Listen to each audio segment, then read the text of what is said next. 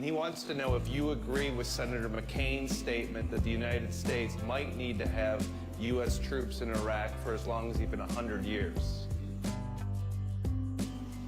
I don't even think they should have gone. So keeping them for 100 years, where's the money going to come from?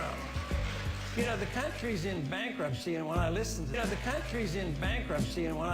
this argument, I mean, I find it rather silly, because they're arguing technicalities of a policy they both agree with. Agreed for staying how many years, and these are technicalities.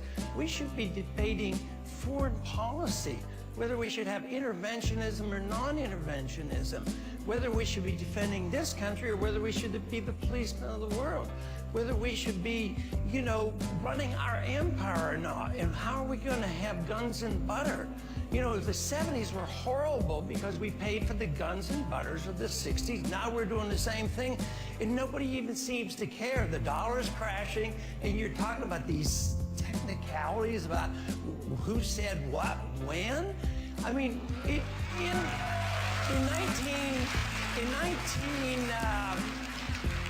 1952, we Republicans were elected to stop the war in Korea.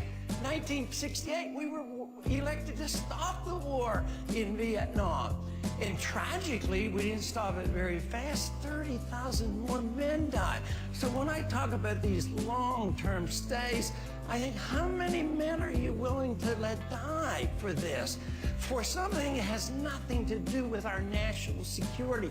There were no Al-Qaeda there, had nothing to do with 9/11, and there was no threat to our national security. They never committed aggression. It's unconstitutional. It's an undeclared war. And we have these silly arguments going on about who said what when.